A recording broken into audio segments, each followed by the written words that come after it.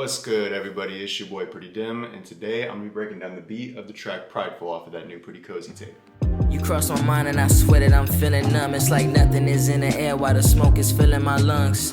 You pull me close and then tell me I'm being weak, and I hate that I fucking love you. I'm salty, this shit is deep. I get a text and If you don't happen to know what the project Pretty Cozy is, first of all, what are you doing? Do you live under a rock? All jokes aside, Pretty Cozy is a musical project that me and my brother North have put together.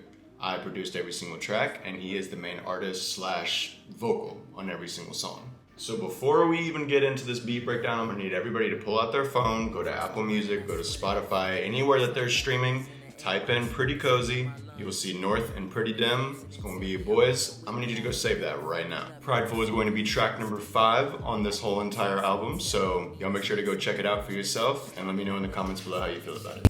Okay, but time to get into the beat breakdown. I started off by finding the main melody on Splice. I use Splice all the time. If you are a producer and don't use Splice, again, what are you doing? In the main sample, or the main melody, goes like this.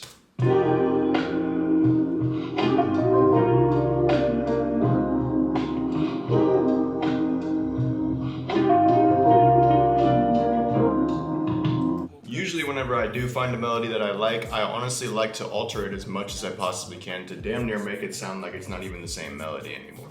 But with this one, it was just so nice. And honestly, Esme, what are you doing? The melody by itself already sounded super nice, super big, very full. So once I found it, I honestly decided to not really make that many changes at all, just because I liked it that much. Another sound that I threw in there off the top of my head is that I actually grabbed this like white noise, static, vintage tape type of sound.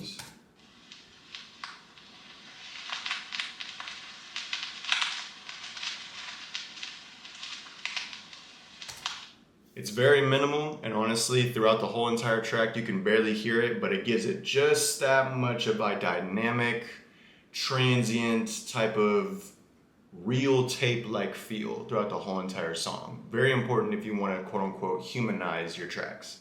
And 8 bars before the actual beat drops, I threw in this cinematic type of build-up.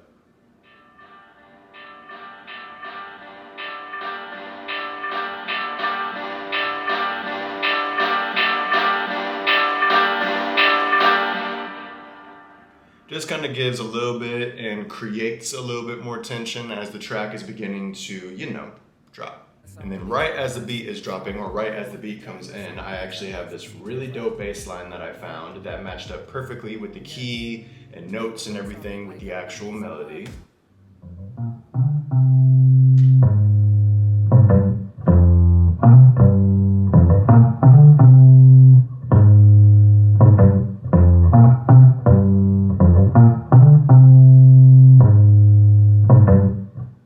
Bass line is so fucking sexy, dude. And now on to my favorite part, the drums. Usually I always start off with like a snare, a clap, or like a hi-hat. In this case, I started off with a hi-hat.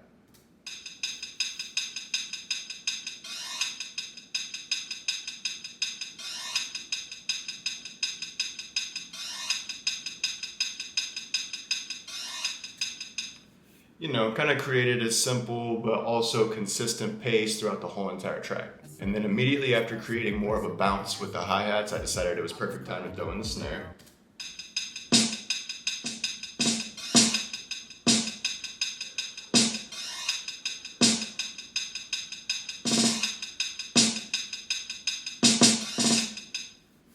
I love being able to have the drums and everything sound like it's being actually played. I've played the drums since I was 4 years old, so I feel like that's kind of a niche slash sound that I always try to go for with my drums. And now that the snare and the hi-hat, they're both in there, they're creating a bounce, they're creating a rhythm, I knew as soon as this kick came in here, it was game over.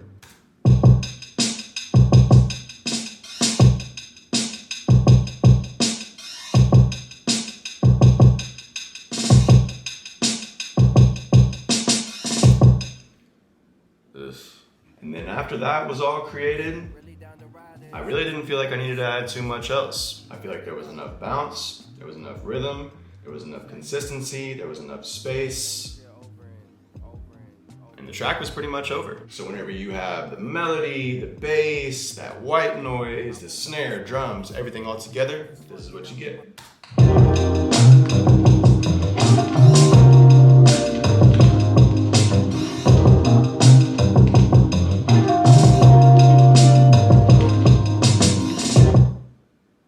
Man, this beat is so nasty, bro.